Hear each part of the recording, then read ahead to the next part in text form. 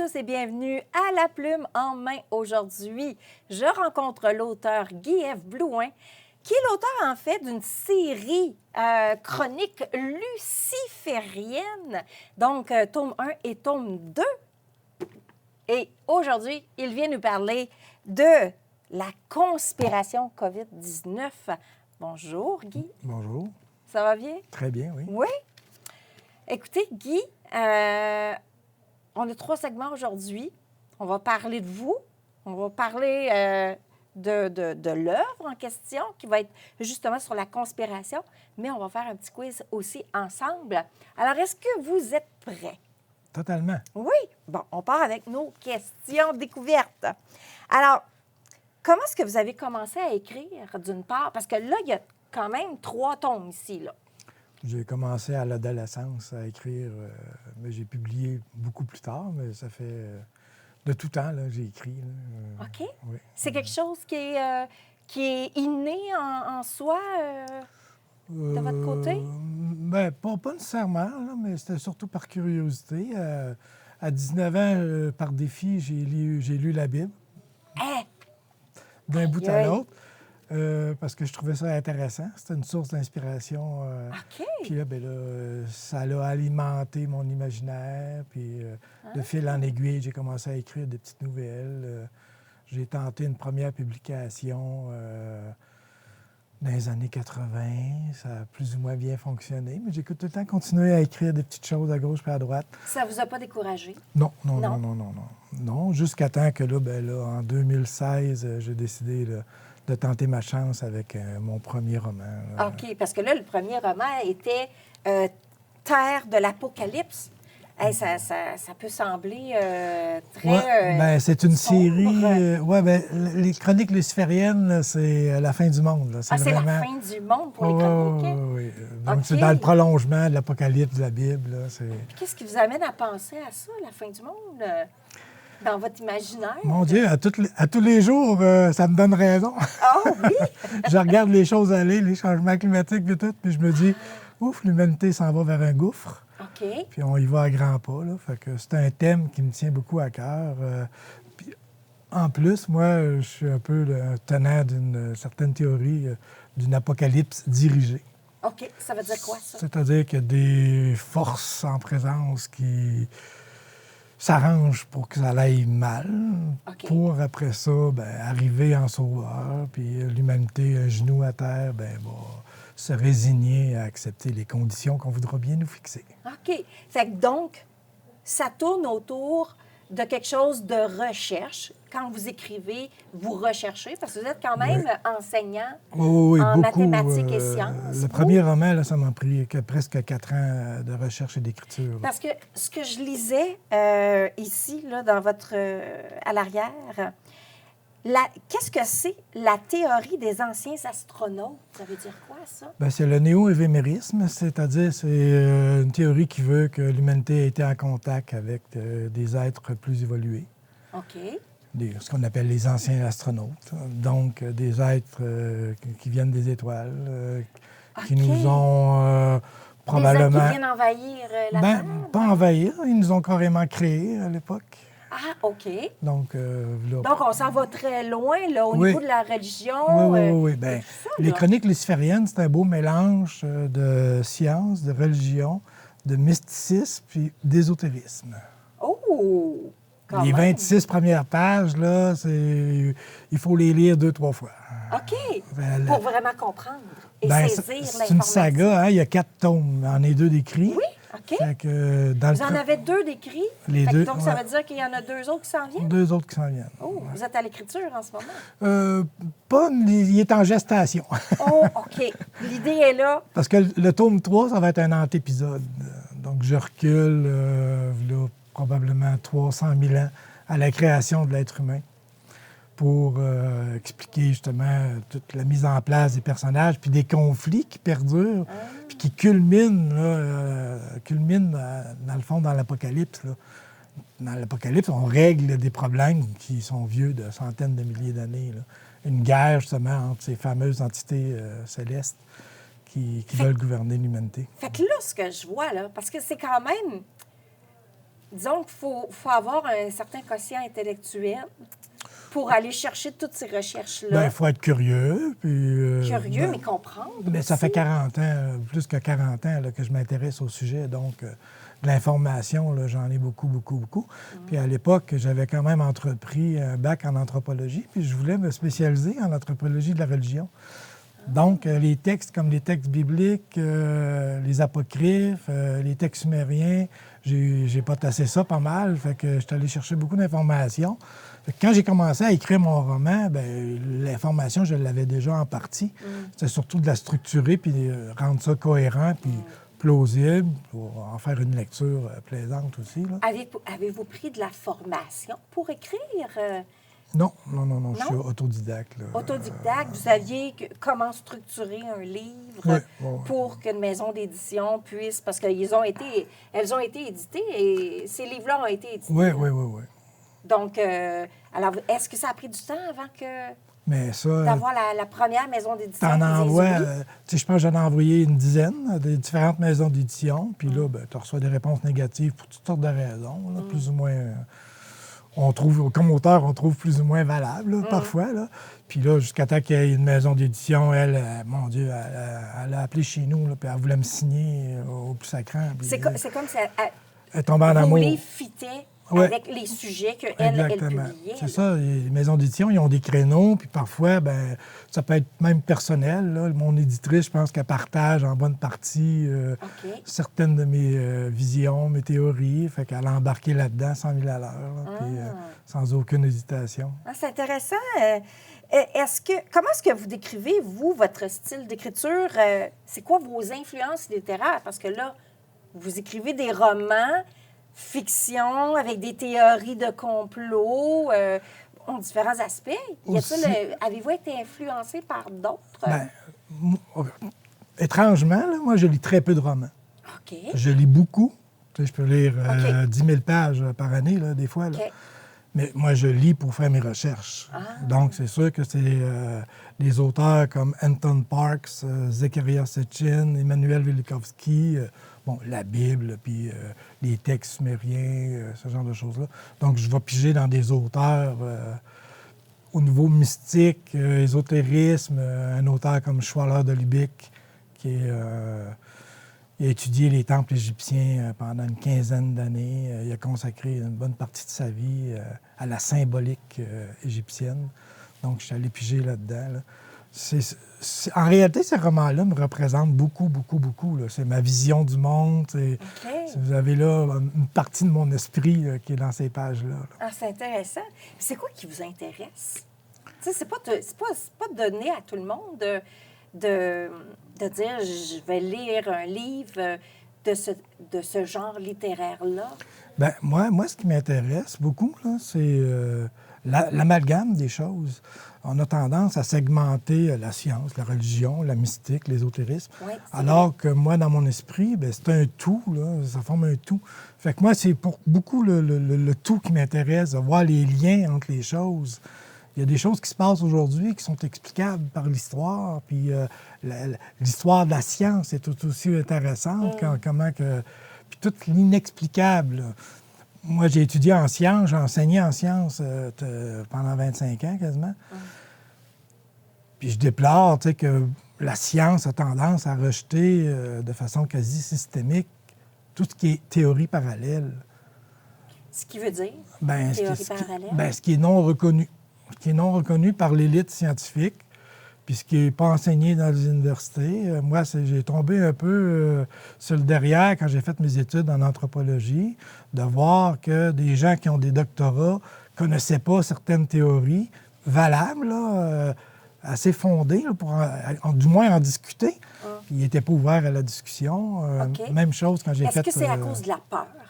La peur de l'inconnu? Non, bien, je pense que c'est carrément de l'ignorance. On dirait qu'il y a une partie... il y a une partie des scientifiques qui s'intéressent aux théories qui sont reconnues, enseignées, puis ils débattent de ces théories-là, puis ils enseignent ces théories-là, puis on s'en tient à ça. Puis, donc, il n'y a pas de curiosité à voir qu'est-ce qui pourrait être de l'autre côté. Non, moi, j'ai senti, puis c'est étrange parce que dernièrement, aux nouvelles, il parlait de ça dans une émission, tu sais, l'ouverture, l'esprit d'ouverture dans les universités, la possibilité de débattre, là, parce qu'on censurait certains mots, certains débats, alors que moi, ben, en anthropologie et en sciences, j'ai pas senti une si grande ouverture au débat, là. C'est que tu veux aborder des théories parallèles, puis des auteurs qui sont plus ou moins reconnus, puis on ferme la porte rapidement, là. Donc, c'est ça qui m'intéresse, moi. Quand j'ai écrit COVID-19, je suis allé voir les sites conspirationnistes, je suis allé voir qu'est-ce qu'ils disaient, je suis allé les regarder, puis les écouter, curieux, les là. arguments qu'ils présentaient, Ouais, parce ouais. que c'est utile de les avoir pour essayer, après ça, bien, c'est-tu fondé, c'est non fondé, puis comment que je peux les combattre ou amener quelque chose de plus solide. Puis c'était la principale motivation de COVID-19, c'est d'écrire quelque chose d'un peu plus sérieux que ce qu'on pouvait voir sur Facebook. Wow! OK, c'est intéressant. Ça donne déjà un goût d'aller lire, là. Là, vous m'avez donné ce goût-là, malgré que je l'ai lu. Mais je pense que ça vous donne le goût, là, de peut-être être curieux puis de... Bien, dire, je vais mes aller. romans, en général, c'est des mines d'informations. Moi, Si on est curieux, on va aller lire. Oui. Puis, ça devrait vous déstabiliser. Ah! Ça devrait vous déstabiliser parce qu'il y a des informations dans mes romans qui vont à contre-courant, justement, puis que c'est pas nécessairement si blanc ou noir. Il y a beaucoup de nuances, puis quand que la science affirme telle chose, oh, c'est pas si vrai que ça, ou en tout cas, il faut nuancer. Bon, bien, excellent. Fait que donc, nous, on s'en va à la pause parce que là, on va aller vous cuisiner, on va aller parler juste un peu de ce livre-là, voir si vous vous souvenez un peu de votre livre. Et puis, on se revoit tout de suite après.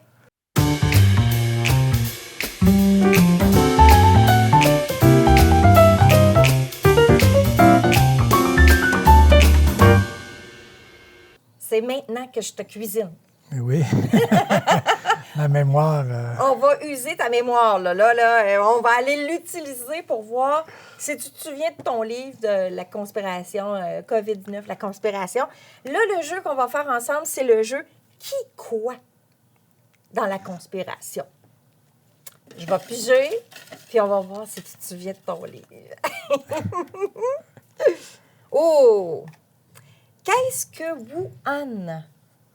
C'est la ville où il y a le fameux labo de classe P4, où le virus aurait été échappé.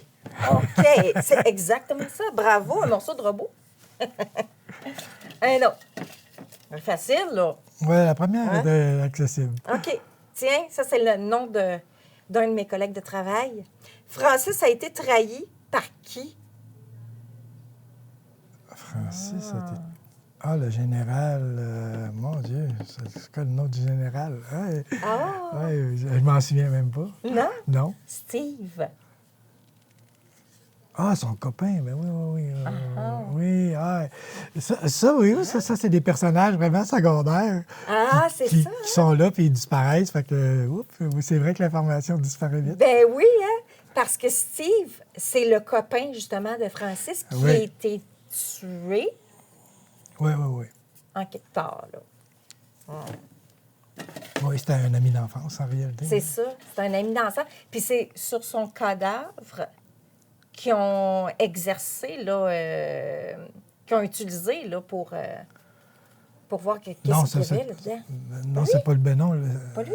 Non. Non? Ah, je suis en train de me mêler, là. Oh, je Non, me mêle. celui qui le trahit, c'est un autre agent du FBI. Ah, hey, ça va bien, mon affaire. C'est moi qui se fais cuisiner. OK. Les Chinois font des recherches très importantes. Lesquelles?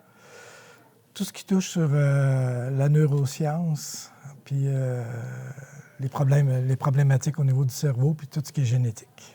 Bravo! C'est ça.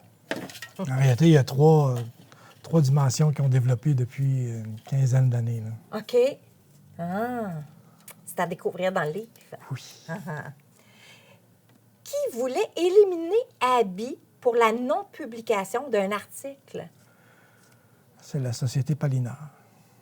Oui. Il n'y en avait pas un autre? C'était Pat Linard, c'est ça? Oui. OK. Non? Parce qu'il y en avait un autre. Bien, principalement, c'était eux autres. là. OK, bon. Parce que c'est sur eux qu'elle Je veut, mets en doute. c'est sur eux qu'elle veut publier l'information. C'est ça, c'est ça. Une dernière.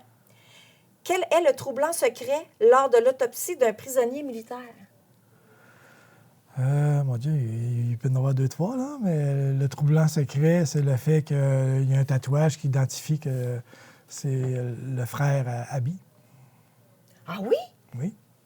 Ah, je m'en souvenais pas. En dehors du fait que, bon, il y a les fameuses lésions au cerveau là, OK. qui dénotent une manipulation là, étrange, là, mais c'est la principale révélation de l'autopsie, c'est quand il réalise que, à cause des tatouages camouflés, là, que c'est le frère à Abby. D'ailleurs, pour ça qu'il va voir Abby. Là, Merci, Guy. ça fait plaisir. Fait que là, on vient de terminer le quiz. Ça n'a pas été trop pire, hein? Non, pas si pire. Bon, parfait. Fait que là, on retourne, mais là, on s'en va parler de ton œuvre. Oui, ça va être Tout de plaisant. suite.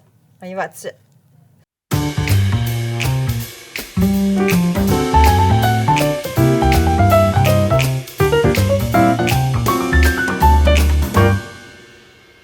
COVID-19, la conspiration. On va aller discuter de l'œuvre, justement, avec M. Blouin. M. Blouin, ce qu'on va faire, c'est qu'on va piger des petites cartes ici, puis vous répondez tout simplement. Et ça va être par rapport à votre œuvre. Alors, pas nécessairement besoin de se souvenir de votre bébé, parce que, comme vous dites, hein, prenez 1 an de pause pour faire en sorte que votre corps puisse se relaxer après un épisode d'écriture. Alors, êtes-vous prêts? Oui. Oui. OK. On part ça avec la première question. Donc, comment est-ce que vous gérez le processus de réécriture et de révision du livre en soi? En collaboration étroite avec mon éditrice. OK. Chapitre par chapitre, elle m'envoie les correctifs, des suggestions, des modifications.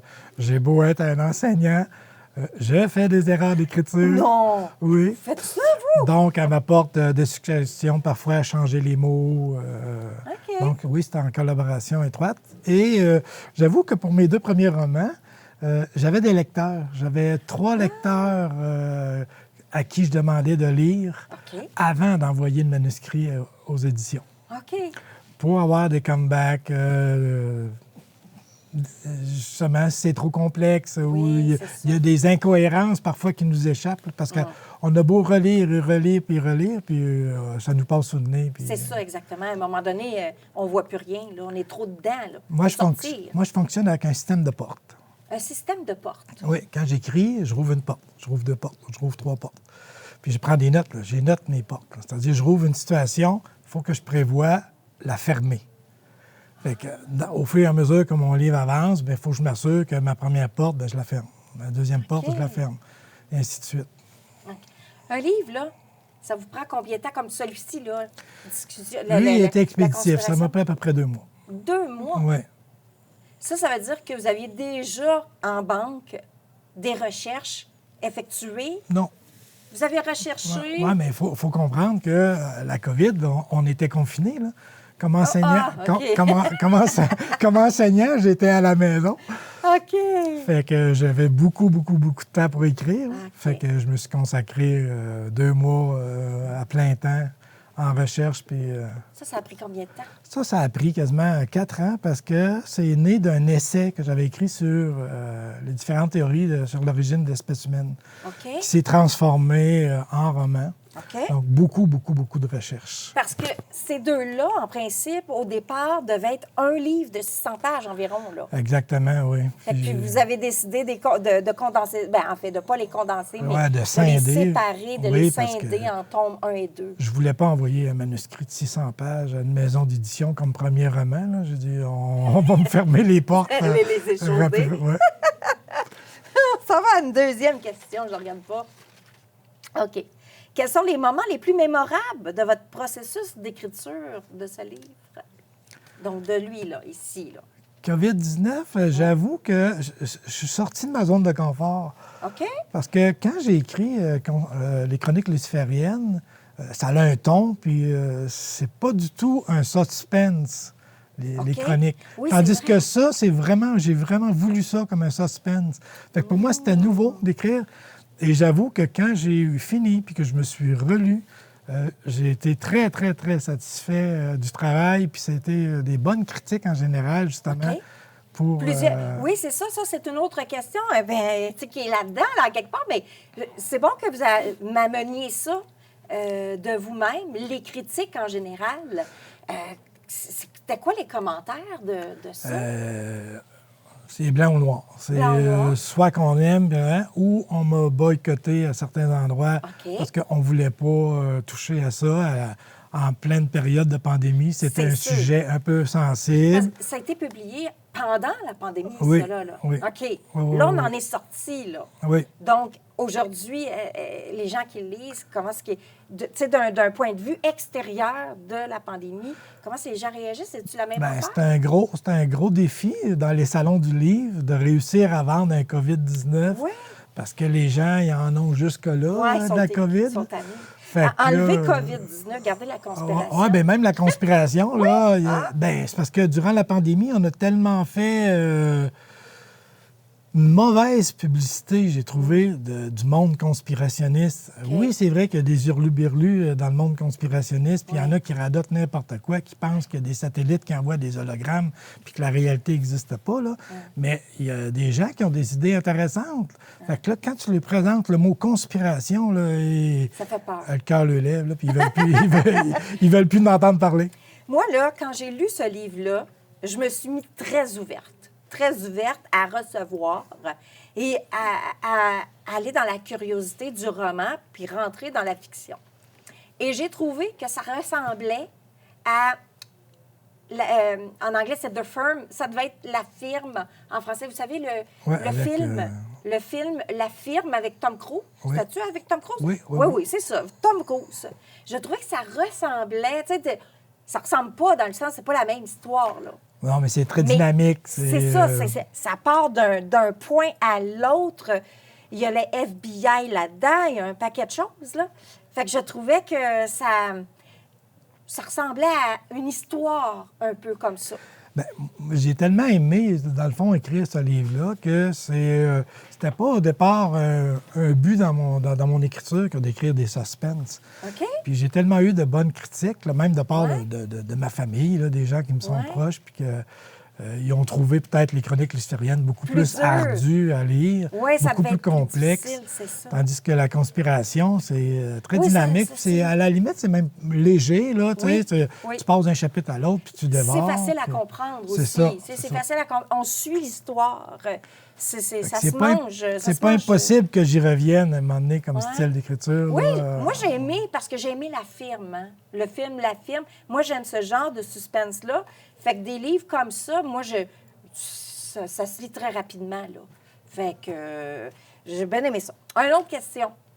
Alors, comment décririez-vous les thèmes de votre livre? Qu'espérez-vous que les lecteurs retirent? Qu'est-ce qu'on peut en retirer? Ou qu'est-ce que vous voulez que les gens en retirent? Bien, moi, ce que je veux que les gens retiennent de la COVID-19, c'est le questionnement.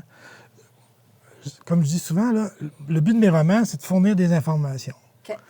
Le lecteur il est soumis à une tonne d'informations, assez normalement pour susciter son questionnement, puis ébranler un peu ses convictions. Ouais. Est-ce que c'est juste un accident de laboratoire? Puis c'est qui ces gens-là qui se connaissent? Tu sais, le directeur de l'OMS, les Chinois, tout ce beau monde-là, ça se connaît depuis très, très, très longtemps. Les Français qui ont construit les laboratoires. Donc, tu sais, moi, le but, c'est de susciter un questionnement. Puis, dans le COVID-19, comme prof de sciences, il y a quand même, durant mes recherches, je suis tombé sur quelque chose là, qui s'appelle la photogénétique. OK. C'est assez troublant, ou même la chimogénétique. C'est être capable de transformer des neurones puis les rendre sensibles soit à la lumière, à une substance chimique. Oui, vous en parlez Puis, là-dedans. oui, là, exactement. dans ce Fait que ça, c'est des vrais domaines de recherche. Puis je l'ai mis dans le roman pour justement que les gens se questionnent, dire, oui, les conspirationnistes, ils parlent qu'ils vont nous injecter quelque chose dans le vaccin, mais c'est pas si farfelu que ça. je dis pas que c'est ça qui s'est passé.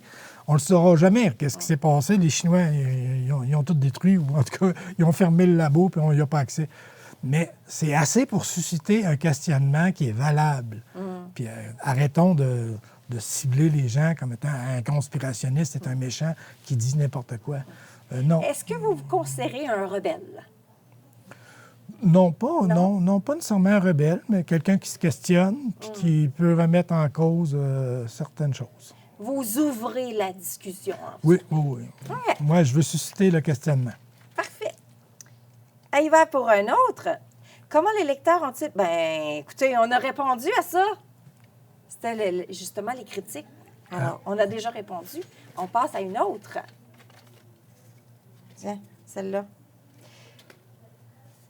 Comment est-ce que vous avez développé les personnages de votre livre? Parce que quand même, il y a quoi? Les personnages principaux, c'est quoi? 4 à peu près? Oui. 2, 3, 4 environ? Bien, j'avoue que mon premier personnage, il y avait l'agent du FBI, évidemment.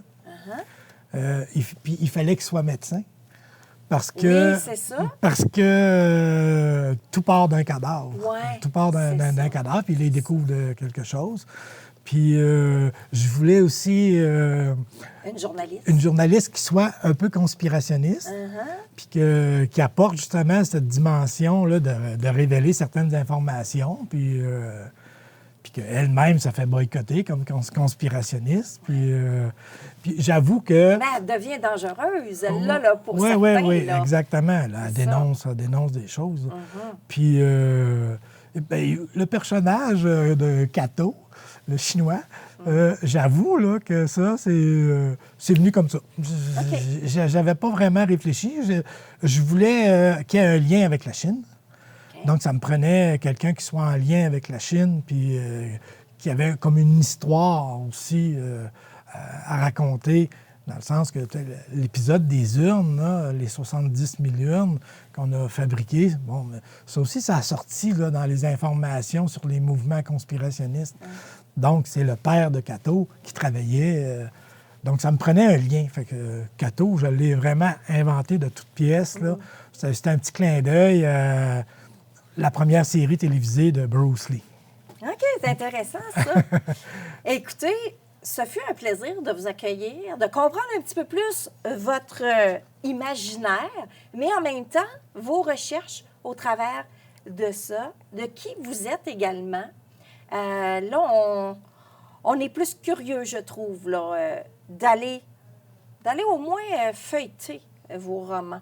Alors, roman fiction, la conspiration, donc COVID-19, la conspiration. Donc, je trouve que ça ressemblait beaucoup à la firme. Mais il y a aussi Terre de l'Apocalypse, tome 1, puis La confrérie du serpent, tome 2. On peut voir, en fait, prendre ces livres-là où, au juste? Dans toute bonne librairie. Toute bonne librairie au Québec, en Abitibi également. Oui. Bon, bien, fantastique. Hey, merci beaucoup. C'est moi qui vous remercie. Nous, on se voit pour un prochain épisode de La Plume en main. Bye tout le monde, j'espère que vous avez apprécié cet épisode avec Guy F. Blouin.